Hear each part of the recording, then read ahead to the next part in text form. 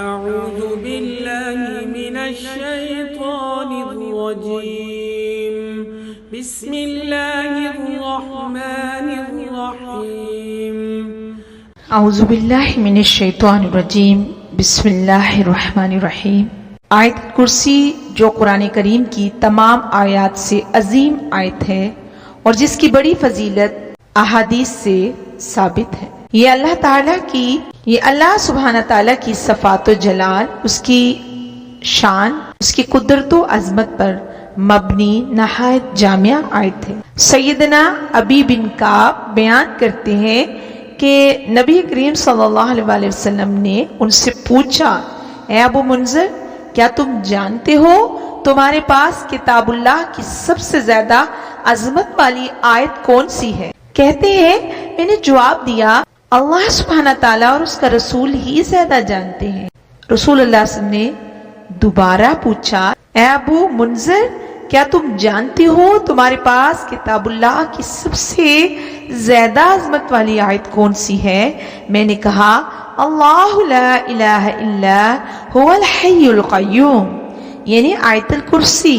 تو رسول اللہ صلی اللہ علیہ وسلم نے میرے سینے پر ہاتھ مارا اور فرمایا، اللہ کی قسم تو نے درست کہا، اے ابو منذر تمہیں علم مبارک ہو۔ یہ مسلم کی حدیث ہے۔ سیدنا ابو ہریرہ رضی اللہ تعالیٰ عنہ بیان کرتے ہیں کہ رسول اللہ صلی اللہ علیہ وسلم نے مجھے رمضان کی زکوٰۃ یعنی صدقہ فطر کی حفاظت کے لیے مقرر فرمایا۔ تو ایک رات ایک آنے والا آیا اور اس نے اپنے کپڑے میں کھانے والی چیزیں بھرنا شروع کر دی۔ میں نے اسے پکڑ لیا اور کہا کہ میں تجھے رسول اللہ صلی اللہ علیہ وسلم کی خدمت میں پیش کروں گا۔ اس نے کہا، مجھے چھوڑ دو، میں محتاج ہوں، میرے اہل و عیال ہیں اور میں سخت حاجت مند ہوں۔ میں نے اسے چھوڑ دیا۔ صبح ہوئی تو رسول اللہ صلی اللہ علیہ وسلم نے فرمایا، اے ابو ہریرہ رضی اللہ تعالیٰ عنہ، اپنے رات کے قیدی کا حال تو سناؤ۔ میں نے عرض کی، اے اللہ کے رسول صلی اللہ علیہ وسلم، جب اس نے کہا کہ وہ سخت حاجت مند اور عیال دار ہے تو میں نے رحم کرتے ہوئے اسے چھوڑ دیا۔ آپ نے فرمایا، اس نے تم سے جھوٹ بولا ہے اور وہ پھر آئے گا۔ اب مجھے یقین ہو گیا کہ وہ واقعی دوبارہ آئے گا، کیونکہ رسول اللہ صلی اللہ علیہ وسلم نے یہ خبر دی تھی کہ وہ دوبارہ آئے گا۔ سو میں چکنا رہا، چنانچہ وہ آیا اور اس نے اپنے کپڑے میں خوراک ڈالنا شروع کر دی۔ میں نے اسے پکڑ لیا اور کہا، تجھے ضرور رسول اللہ صلی اللہ علیہ وسلم کی خدمت میں پیش کروں گا۔ کہنے لگا، مجھے چھوڑ دو، میں بہت محتاج ہوں اور مجھ پر اہل و عیال کی ذمہ داری کا بوجھ ہے اور میں آئندہ کبھی بھی آپ کے پاس نہیں آؤں گا۔ میں نے رحم کھاتے ہوئے اسے پھر چھوڑ دیا۔ صبح ہوئی تو رسول اللہ صلی اللہ علیہ وسلم نے فرمایا، ابو ہریرہ اپنے قیدی کا حال سناؤ۔ میں نے عرض کی، اے اللہ کے رسول صلی اللہ علیہ وسلم، اس نے سخت حاجت اور اہل و عیال کی ذمہ داری کے بوجھ کا ذکر کیا تو میں نے ترس کھاتے ہوئے اسے پھر چھوڑ دیا۔ آپ نے فرمایا، اس نے تم سے جھوٹ بولا ہے، وہ پھر آئے گا۔ میں نے تیسری بار اس کی گھات لگائی تو وہ پھر آیا اور اس نے اپنے کپڑے میں کھانے پینے کی اشیاء ڈالنا شروع کر دی۔ میں نے اسے پکڑ لیا اور کہا، اب میں تجھے ضرور رسول اللہ صلی اللہ علیہ وسلم کی خدمت میں پیش کروں گا، بس یہ تیسری اور آخری دفعہ ہے۔ تو روز کہتا ہے کہ اب نہیں آؤں گا، لیکن وعدہ کرنے کے باوجود پھر آ جاتا ہے۔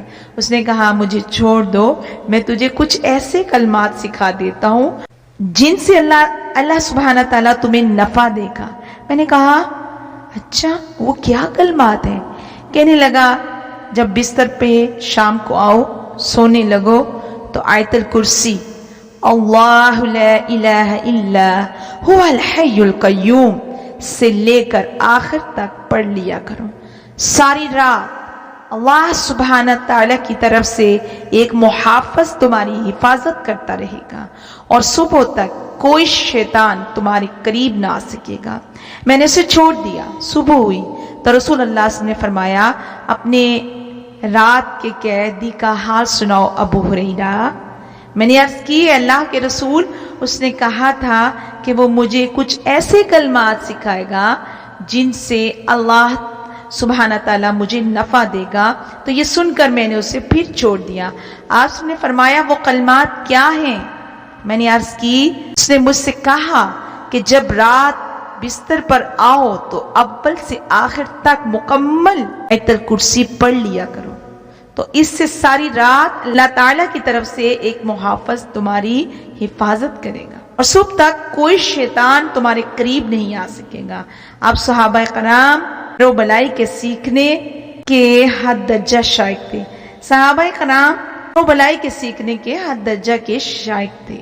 یہ سن کر نبی کریم صلی اللہ علیہ وسلم نے فرمایا، اس نے تم سے بات تو سچی کی ہے، حالانکہ وہ خود تو جھوٹا ہے۔ پھر کہا اے ابو ہریرہ، کیا تمہیں معلوم ہے تم 3 راتیں کس سے باتیں کرتے رہے؟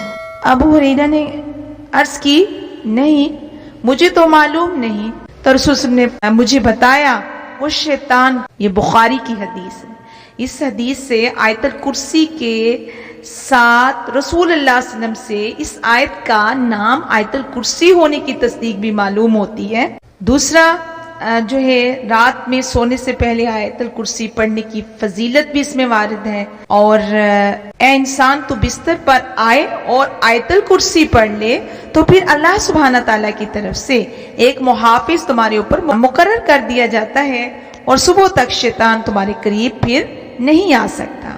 اس حدیث سے ہمیں پتہ چلتا ہے کہ جب بھی ہم رات کو سوئیں تو سونے سے پہلے ضرور ایک دفعہ اپنے اوپر، اپنے بچوں کے اوپر جو ہے آیت الکرسی کا دم کر لیا کریں، کیونکہ یہ بات حدیث سے بھی ثابت ہو چکی ہے۔ اور دوسرا، جب آپ آیت الکرسی پڑھ کے سوتے ہیں تو ایک اللہ کی طرف سے، کس کی طرف سے؟ اللہ کی طرف سے ایک محافظ آپ کے مال، آپ کی جان کی حفاظت کرتا ہے۔